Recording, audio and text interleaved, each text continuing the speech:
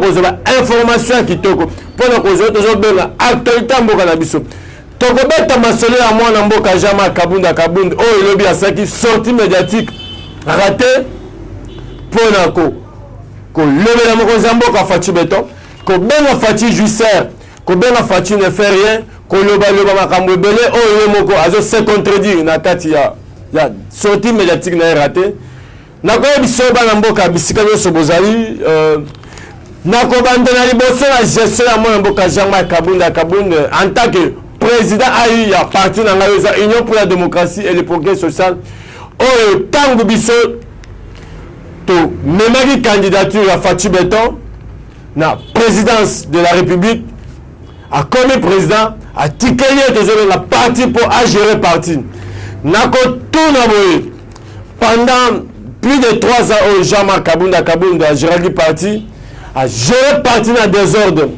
a tiré désordre dans la parti dans niveau moko kusakanaté il n'a rien innové dans gestion de la parti a bien fait biso market moko na kati ya permanence oyo balobaki ba retonga permanence moko market on tilelo ata camion moko ya KS camion moko ya zéro tikeli kwa la permanence te pour la market oyo Jean-Marc abimisaki biso vous comprendre que incompétence notoire ya mwana mboka Jean-Marc Kabunda bandaki na niveau de gestion ya parti pour pendant gestion ya parti en tant que président ya parti atikali ko innover le côté atikali ko sala le ata mo côté en tant que moto azo gérer parti au quotidien quelle incompétence même de même qui na Assemblée nationale produire biso to fabriquer une peste Mouto biso to pesi valeur ndenge mouto UDPS a façonné mouto azaki sans valeur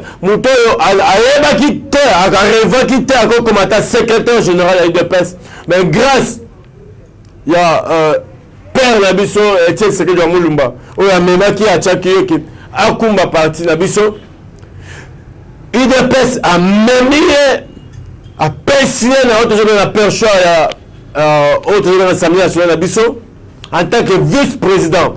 Or, vice-président de l'Assemblée nationale, Aza autorité budgétaire, Aza l'administrateur de l'Assemblée nationale. C'est lui qui gère l'administration. Talandalement, Mboka Jean-Marc Kabunda Aza qui révoqué pour l'incompétence notoire dans l'Assemblée nationale. Oh, il va bénéficier de l'Assemblée nationale. Pour l'incompétence, l'UDPS a façonné Moutou Oyo Azaki Naba, Azanaba, ambition démesurée. Il y a commis comme candidat président de la République. Jean-Marc Kabunda Oyo Ayebeke le Rata Morote. Oyo Ayebeke le Rata Morote. Un étudiant UDPS a vu à péché poste à Mounene. C'est grâce à l'UDPS. Tant que aux audaces, il y a combien de gens qui ont fait injustice. Talanda ko les vendre. Nanda ko fatia zo vendre. Quand on était à l'opposition, le vendre à Bongo, il fallait expliquer Batou que ndako vendu autona ko un mécanisme nini. Oh, tongi villa bijou ya Bongo. Pour la Benga Félix Antoine Sekedi injustice. Sur le temps que Yose qui na percho à l'Assemblée nationale, qu'est-ce que vous avez innové? Quelle proposition au Salaki na carte l'Assemblée nationale en tant qu'élu à peuple, en tant que Molobeli, Yabana Mboka? Qu'aucun de plus loin, qu'on touche président de la République, institution président de la République. À maintes fois, on rappelle Fatia à l'ordre. Un président de Jean-Marc Kabunda, poste président de la République, est sacré. On a dit que sortie médiatique a raté. Parce que tout ce que tu étais en train de relater, Makambu tout au Mandoloba, et ça Makambu déjà au foyer à l'Obaka. Combien de fois vous avez Fatia, Aza incompétent? Aza, ce Kabila qui dirige, Potiche, combien de fois? UDPS mwana UDPS amemi afaçonné amemi musika pesa na poste ya vice-président Assemblée nationale yele kotelema kolobake il faut chasser Fachi na pouvoir pour l'incompétence notoire monsieur Kabunde. Dans quel mécanisme Oyo Kobela Fachi Beto à pouvoir? C'est nous l'UDPS qui t'avait façonné. Biso Bezeba to Senakio. Vous allez être moisi en Dumba. Vous allez être moisi au mobile à Tchenandak. Ceux qui mobile à Bengani moisi pour l'impolitesse. Pour le Kozanga Koyoka. Akokende. Akole va jamais incompétence na yo. Akole va jamais makamwabe va no sala. Ako indexé comme mobile. C'est l'UDPS qui t'avait fabriqué. UDPS Moutasala Kyo. En dehors UDPS, tu ne représentes rien. Quelle histoire, batu mieux sur la télé UDPS. Bakenda Mousikate, Bamoubake, Bachibala, la télé UDPS sont nombreux pour que c'est là. Et là, on y va Salak. UDPS, c'est une machine politique. Quand vous parlez de voyage de Fachi, que PES m'a produit, mais vous êtes ingrat, Jean-Marc. Vous êtes ingrat. Vous êtes ingrat vis-à-vis du chef de l'État. Combien de fois dans Fachi Beto, parce que le député même déclaré par rapport à l'incompétence notoire,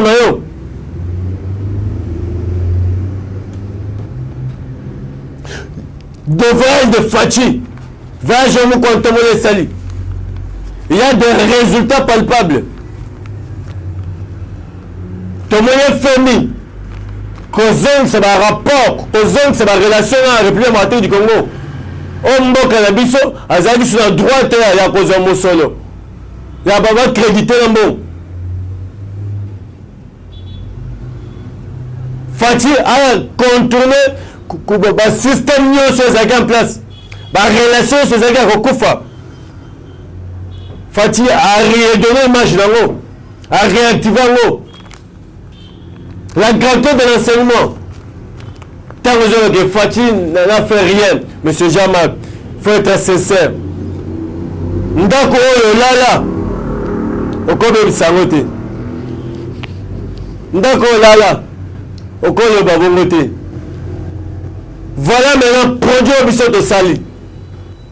C'est l'UDPS qui t'a fabriqué. Sans l'UDPS, ils ont représenté le côté. Sans l'UDPS. Dire encore, Ikamwaram, que Ngai Moutuna est le président de l'Ongola. Monsieur Jean-Marc, tu trompes qui? N'est-ce pas un mouton ben c'est que député Nachobes?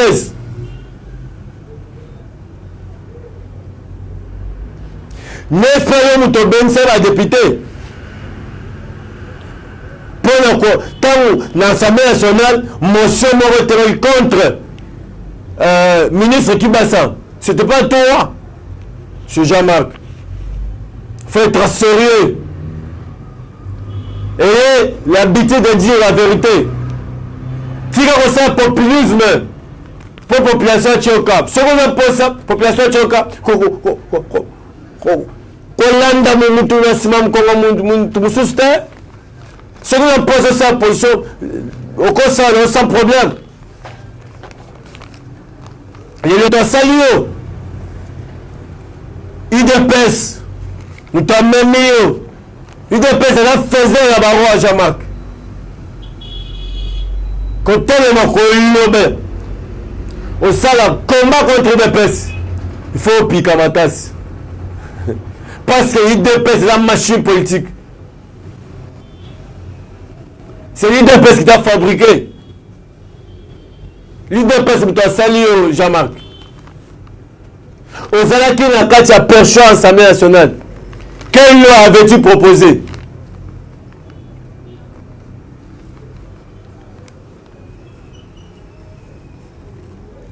Qu'on le juste gestion Fati, bonne gouvernance au Fati, Azaka, tu vas mettre en place. Les chefs, au Azaka, tu vas faire la patrouille, moko. Pour que Kanabatinios, Ibaki Moussolo, à l'État, les hommes salatés.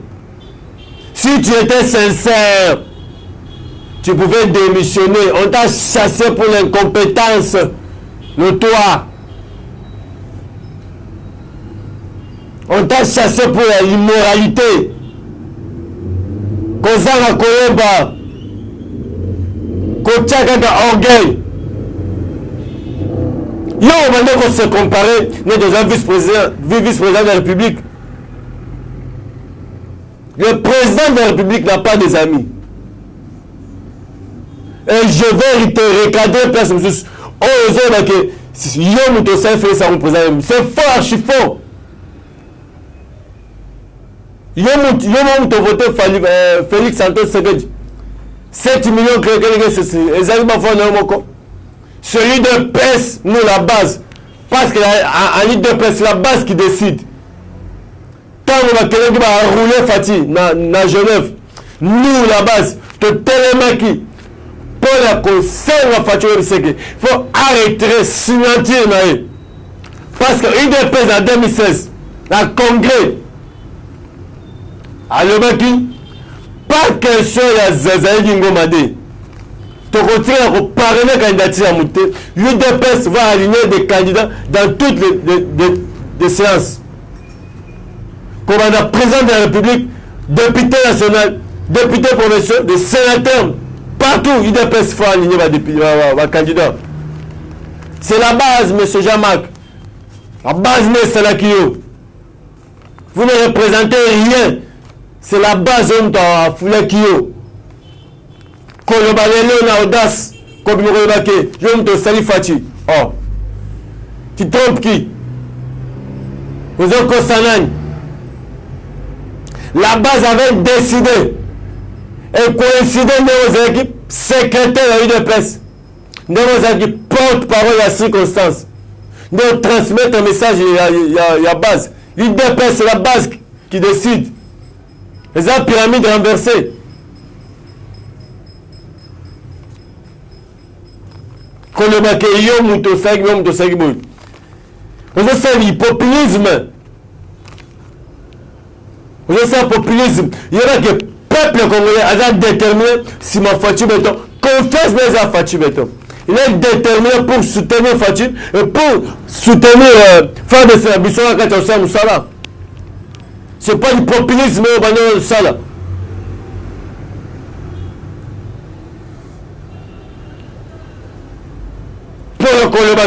Les Angaï, c'est grâce à moi. Tu te trompes. L'UDPS la faisait la barre. Plusieurs cadres plusieurs cadres en Boko. Bazali formé la UDPS.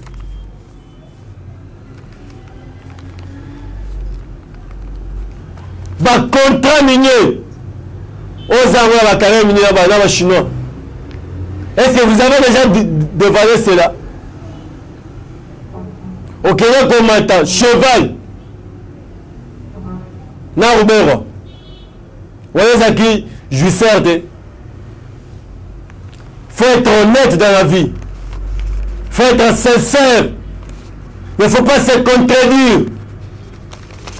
Il y a bien que opposant à une peste, n'est-ce que cause à la terre, non la botamate, ça va parole na yo loba.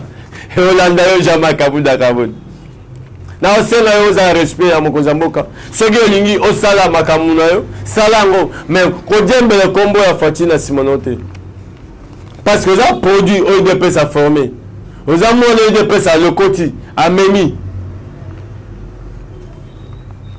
Aux qui la compétence là aux présence Assemblée nationale. Grâce à OIDPS. La influence à mokonza mboka. Batia yo place wana. Aujourd'hui, vous avez l'audace de dire vous allez chasser Félix Antoine Sekedi. Félix est considéré comme un danger. Mais même M. Jean-Marc, tu te trompes.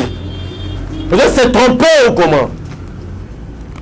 Félix, vous avez incarné aux espoirs au peuple congolais. depuis que Fati a compté à pouvoir, tu vois un changement dans le secteur rebelle. On ne va que Fati a un danger. Oh, vraiment, Jean-Marc, faut être sincère. Nous étions au matin, mon catalogue a raté. Parce que vous avez un processus. Voyez maintenant. Voyez-moi. Et ça passe. Ça passe. Ça passe ma casse. Comme révélation au journal américain, c'est en 2020. Dim, pas gouverner sur la province. Est-ce que, aux autres dans la colonne la de presse, là, vous avez fait du populisme? En insérant le nom chef de l'État en fait. Oh, Jean-Marc. Donc, gouvernance. Au Fati a joué traîner à Zakacha au Salema. Augmentation à la salaire. Ils ont mon côté. Du populisme. Au CRS centré dans ma casse. Comme vous avez affronté UDPS pour aller à l'opposition contre UDPS, il faut être fort. Parfois, il va bina, ça est le roté. L'UDPS restera au pouvoir. Tim Jésus Azonga. Jean-Marc. Dans le second mingi. Quand je vais faire ça, je sais. Un club d'amis, je sais. Par contrat, les Chinois, par carrière minier. Vous avez déjà dévalé cela. Parlez au Tongi ou à Vilan. Dites-nous. Qu'est-ce que vous avez au Tongi? Parlez à vous. On va produire façonné par l'UDPS. L'UDPS, c'est la maison mère. On y bien que Moutoua a gaz quand sur les UDPS. Ceux qui UDPS déjà, c'est à 100 millions, tu ne représentes rien. Vous représentez l'autre. Vous représentez l'autre. Parce que l'UDPS a une machine politique. C'est une machine politique. Quand le deuxième point de gouvernement Nabiso, autre gouvernement Bawario, ça la réponse répondre qui M. Museveni. C'est le gouvernement Nabiso en place va négocier avec les troupes armées. Le gouvernement Nabiso n'a pas question de la négociation avec les troupes armées parce qu'il y avait déjà un cadre de la négociation seulement qui est en Nairobi. C'est que des pays là, encore Addis Abeba. Aucun pays membre de la région a coquille jamais pour héberger des troupes pour attaquer pays moraux Pakal. Mais des pays là, ils sont là inclus dans ma camotali agression de Bissau. Museveni à quel loin? Pour le conseil que République démocratique du Congo a négocié avec les troupes armées.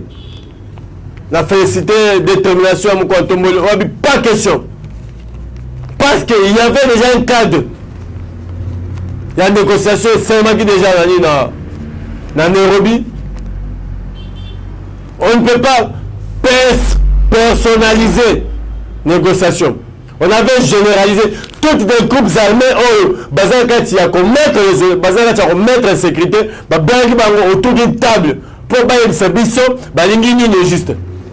Pour cesser le feu. Mais comme un 23, il se croyait ma casse. Le gouvernement a maintenu la décision. Pas question de négociation. Il y a des troupes armées. Pas question de négociation en 23. Nous allons frapper jusqu'à la moindre opinion. Donc on bête Tinasuka. Pour la détermination. Pour la collection. Nous sommes obligés de défendre ce pays. le pays nous appartient. Même 0,5 centimes la République démocratique du Congo et qu'au jamais Kolongwa. Aussi longtemps que lui de paix est au pouvoir, aussi longtemps que Fatio est au pouvoir, même 1 centime et qu'on était. Détermination de salement des gens. Au moins renforcement au gouvernement place et c'est la carte il y a qu'on renforcer bah ma pire la mission FARDC. On a ça la bino peuple tous les ciment FARDC pour ne soutenir rien. Pour ne bloquer plein il y a bancarisation bazaki lango contre notre pays. Au moins que Kagame Asuki comme il est en complicité dans Museveni. Oh, a facilité qui un 23 contre le retard Bounagan. On avait vite compris cela. Mais comme Fatih était stratège, à déjouer Kagame, à déjouer Museveni, et il croyait que nous, la République démocratique du Congo, le gouvernement en place, il va négocier notre 23. Amikosi, tu peux vraiment félicitations Mingi. Le président Sénat, donné à Zanka Tchakosala, tourner mon communauté dans l'Est pour que le peuple congolais, à la Simamou,